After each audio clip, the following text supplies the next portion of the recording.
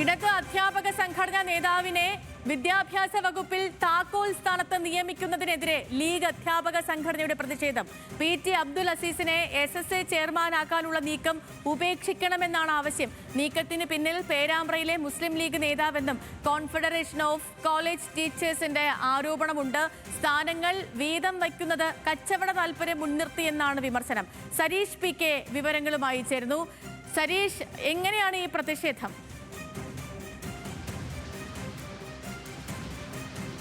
നിലവിൽ സർവശിക്ഷാ അഭിയാന്റെ ഡയറക്ടർ സ്ഥാനത്തേക്ക് നോമിനേഷൻ എന്ന രീതിയിലേക്ക് ഒരു പേര് ഉയർന്നു വരുന്നു. ആ പേര് പക്ഷേ ഇടത് സംഘടന നേതാവിൻ്റേതാണ്. അതാണ് യഥാർത്ഥത്തിൽ ഇപ്പോൾ മുസ്ലിം അധ്യാപക സംഘടനകളൊക്കെ വലിയ രീതിയിൽ പ്രതിഷേധത്തിലേക്ക് ഇടയാക്കിയിരിക്കുന്നത്. കാരണം തളിപ്പറമ്പ്, അതായത് കണ്ണൂർ തളിപ്പറമ്പ് സർ സയ്യിദ് കോളേജിലെ മുൻ പ്രിൻസിപ്പളായിരുന്ന പ്രൊഫസർ PT അബ്ദുൽ അസീസിനെയാണ് SSAയുടെ സർവശിക്ഷാ അഭിയാന്റെ ഡയറക്ടറായി നിയമിക്കാൻ കഴിഞ്ഞ ദിവസം തീരുമാനിച്ചത്. ആ തീരുമാനം മുന്നോട്ട് പോകുന്നതിനിടയിലാണ് ഈ അധ്യാപക സംഘടനകൾ തന്നെ രംഗത്ത് വന്നിരിക്കുന്നത്. അവർ പറയുന്നത് ഇങ്ങനെയാണ്: പേരാമ്പ്രയിലെ ഒരു ലീഗ് നേതാവിൻ്റെ ബന്ധുവാണ് ഈ പ്രൊഫസർ അബ്ദുൽ അസീസ്. അതുകൊണ്ട് തന്നെ ഈ താക്കോൽ സ്ഥാനത്തേക്ക് ബന്ധു നിയമനം നടത്തുന്നു എന്നുള്ളതാണ്. കഴിഞ്ഞ ദിവസങ്ങളിലൊക്കെ നമ്മൾ കണ്ടിട്ടുള്ളതാണ്. ലീഗ് നേതൃത്വവുമായി ബന്ധപ്പെട്ട് അല്ലെങ്കിൽ ലീഗ് മന്ത്രിമാരുടെ പേഴ്സണൽ സ്റ്റാഫിൽ പോലും ലീഗുകാരെ കയറ്റുന്നില്ല, അല്ലെങ്കിൽ നിയമനവുമായി ബന്ധപ്പെട്ട് വലിയ പ്രതിഷേധങ്ങളൊക്കെ ഉണ്ടായിട്ടുണ്ട്.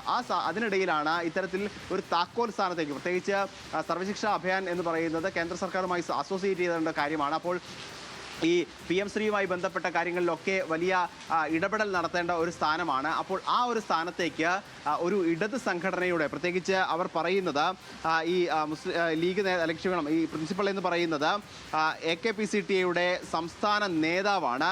അങ്ങനെ ഒരാളെ കൊണ്ട്, അല്ലെങ്കിൽ KSTയുടെ നോമിനിയായി വരുന്ന ഒരാളെ ഇങ്ങനെ ഏത് രീതിയിലാണ് അക്കോമഡേറ്റ് ചെയ്യുക എന്നൊരു ചോദ്യമാണ് അവർ പറയുന്നത്. അതിൽ പ്രധാനമായും പറയുന്നത് ഇതെല്ലാം തന്നെ ഒരു കച്ചവട താല്പര്യം മുൻനിർത്തിയാണ് എന്നുള്ളതാണ്.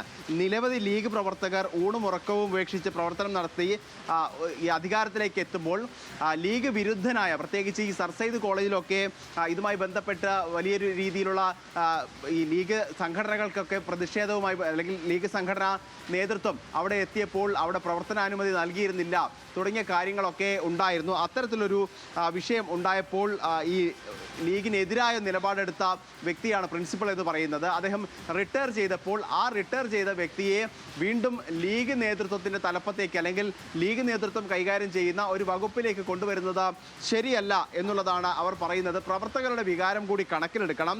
നല്ല ലീഗുകാരുടെ അവസരം നഷ്ടപ്പെടുത്തി പണമുണ്ടാക്കുന്നവരുടെ രീതിയിലേക്ക്, അല്ലെങ്കിൽ പണമുണ്ടാക്കുന്നവരെ നിലക്ക് നിർത്തിയില്ലെങ്കിൽ പാർട്ടി വലിയ വില കൊടുക്കേണ്ടി വരും എന്നുള്ളതാണ് ഇവർ പറയുന്നത്. എന്തായാലും സംഘടനയ്ക്കുള്ളിൽ നിന്ന്, അല്ലെങ്കിൽ ലീഗ് സംഘടനകൾ തന്നെ ലീഗ് ഭരിക്കുന്ന ഒരു വകുപ്പിനെതിരെ രംഗത്ത് വരുന്ന ഒരു കാഴ്ചയാണ് ഇപ്പോൾ വിദ്യാഭ്യാസ വകുപ്പിലും ഉണ്ടായിരിക്കുന്നത്.